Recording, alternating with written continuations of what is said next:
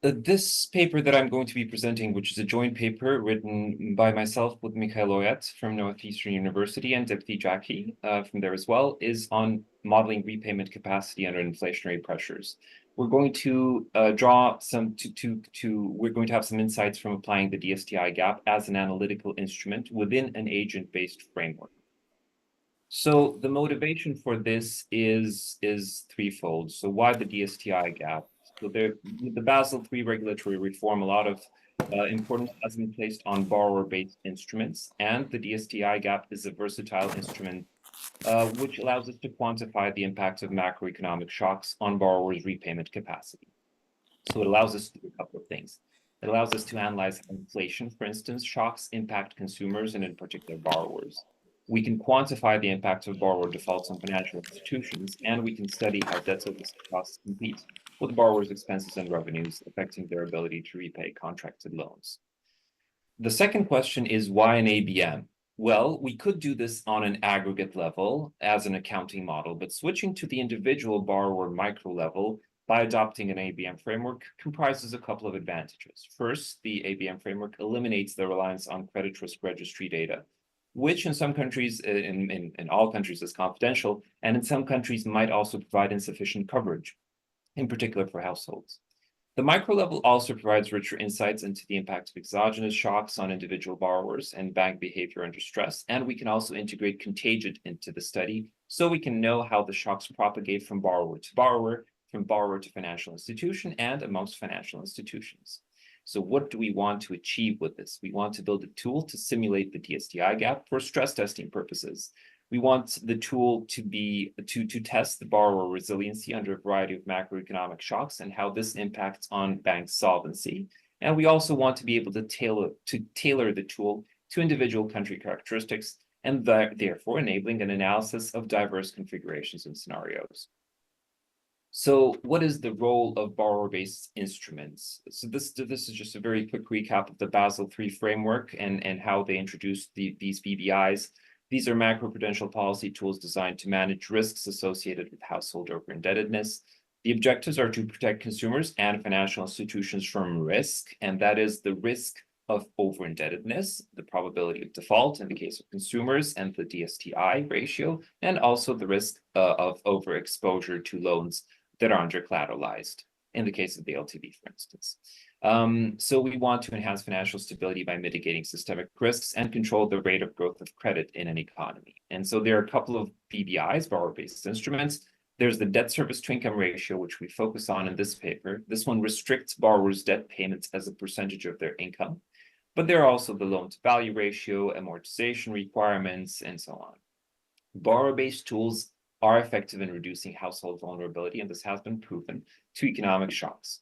They complement other macroprudential measures as well, like capital buffers, but there are still some challenges. For instance, finding a balance between financial stability and access to credit, because the harsher the regulatory environment is, the less banks and financial institutions are able to issue loans. We want to also maintain the pertinence of BBIs in the face of exogenous shocks, and it's also somewhat challenging to also monitor and adjust these BBI thresholds as economic conditions evolve. So the DSTI ratio, just in a couple of words, this is nothing else than the debt service that a borrower has to pay on a monthly, quarterly, or annual basis, typically, divided by their income, again, typically on a monthly, quarterly, or annual basis. The objective is to limit debtors' risks of default. Therefore, we impact here the probability of default, which we want to limit. Based on international experience, typically a threshold value of 40 to 50% has been found to be optimal. That is, this reduces risk of default significantly. So now on constructing the DSTI gap. So the DSTI gap is a novel instrument. It's a novel tool that I authored in 2022. It looks at the excess or deficit of financial resources of a debtor after having covered all current expenses plus their debt servicing costs. So this is a distance to default indicator. Formulaically, it's just the revenue of the borrower minus the consumption expenses minus the debt servicing costs.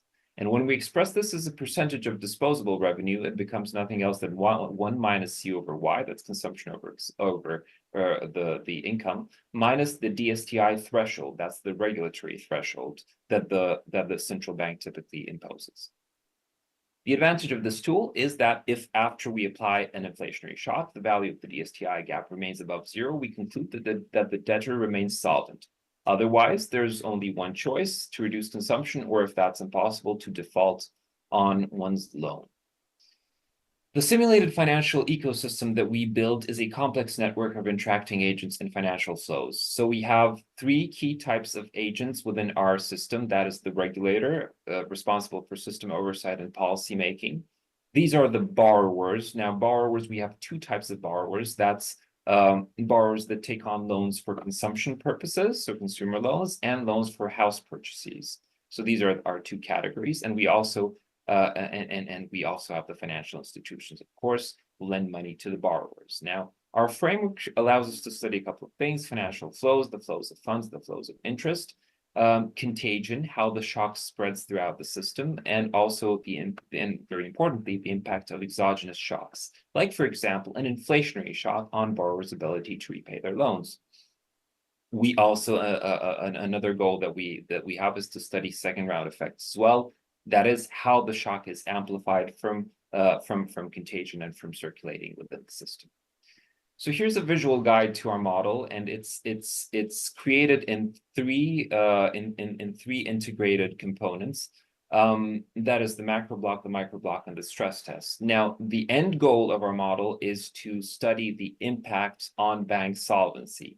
That is, how much capital does the bank have to expand, or how much capital does the bank have to does the bank lose when borrowers default on their loans, and what is that impact on its solvency ratios?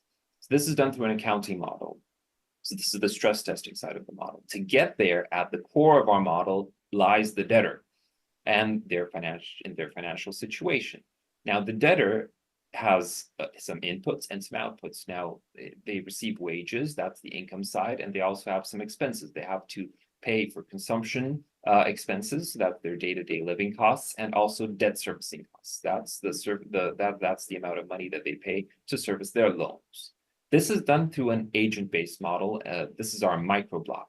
And this is what we have focused on up until now. The micro block, this is what we have completed and what we have results for. But upon consulting with colleagues from a couple of central banks, they said that they would like to have this tool usable as a stress test, something that they can use for their specific country context. And this is where, to my mind, came the idea that we have to also introduce the macro block, which will kind of connect us to the individual situations of the country. And this will be handled through a VAR model. This is work in progress, which will be forthcoming. So results on that will come at a later date. So the variables of interest are fourfold.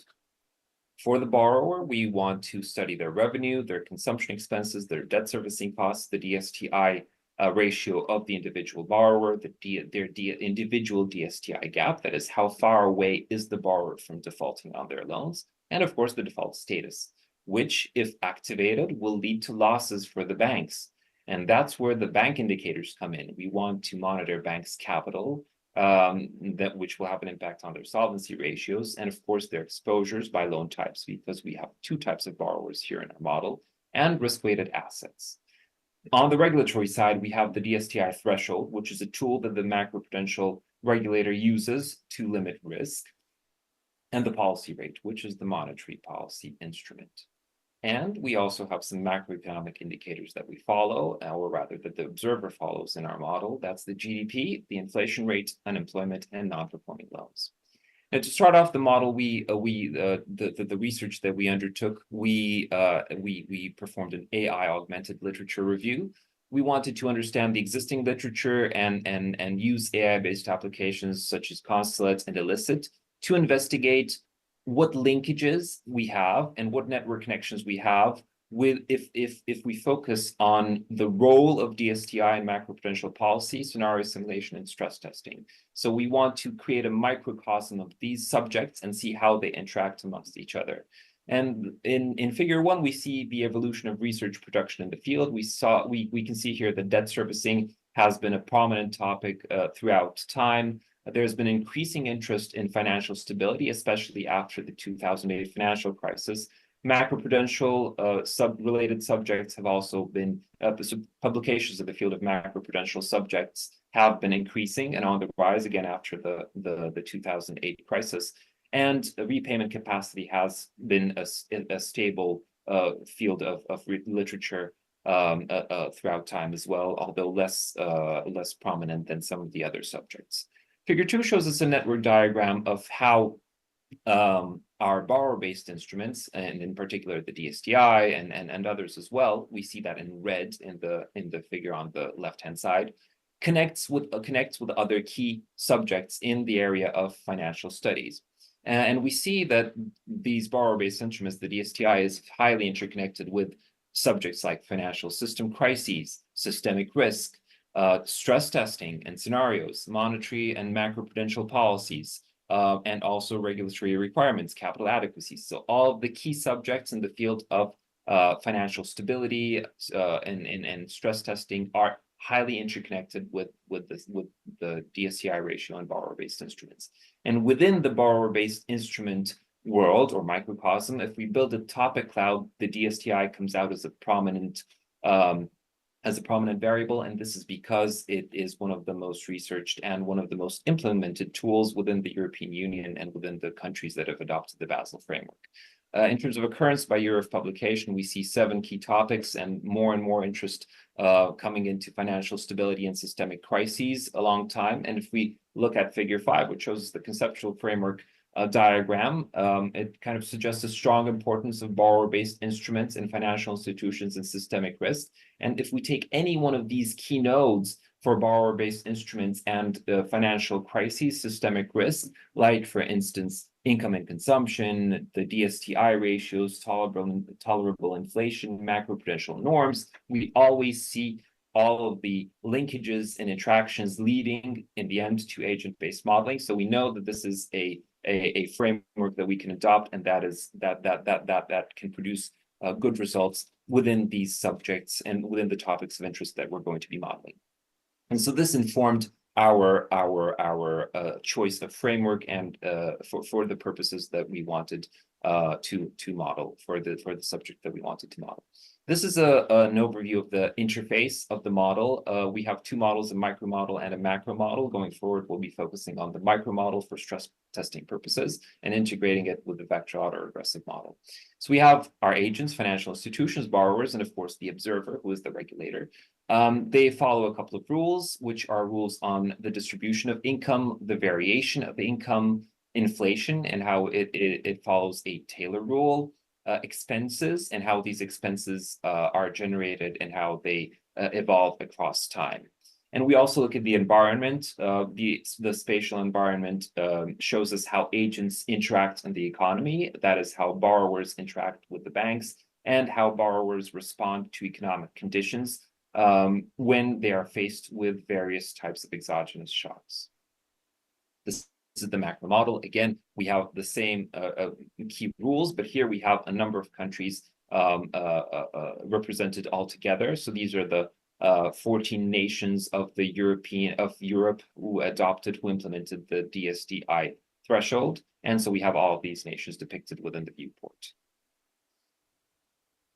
And in terms of model parameterization and simulation, if we wanted to kind of have 5 key steps that lead us to our model runs, we select the country, we set the desired number of borrowers, we choose our inflationary conditions. We can base them on the actual economic conditions, or we can have them fixed at a pre-specified level. The same thing with the GDP rate. We would run the simulation and we would get results. And so now in terms of the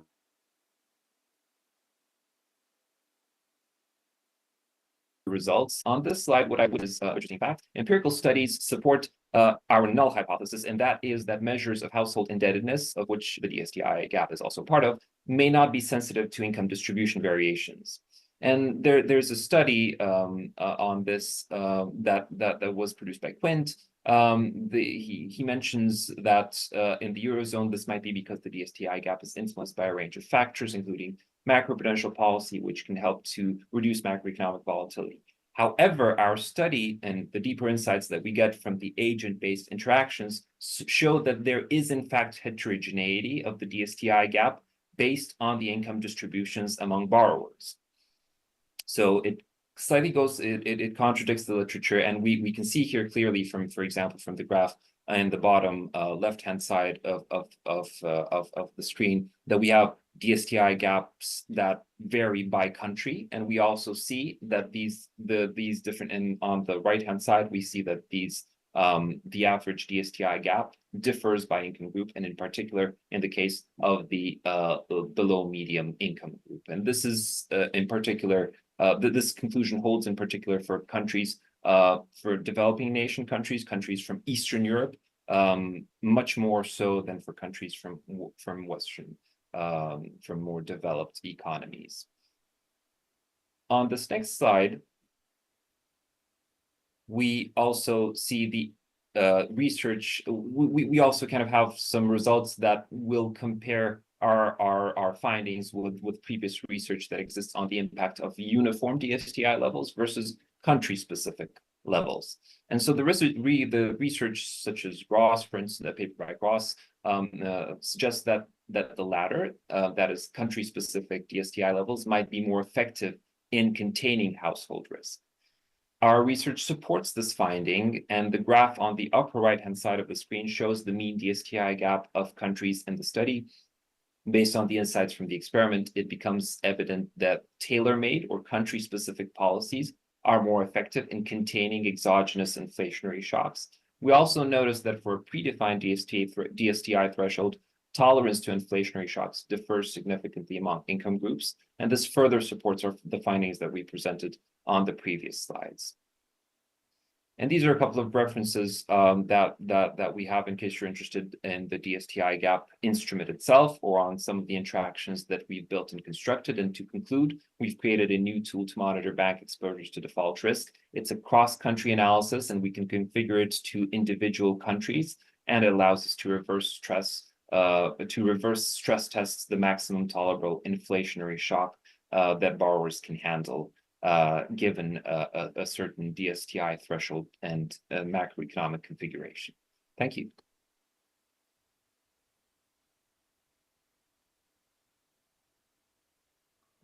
Thank you very much, Alexandru.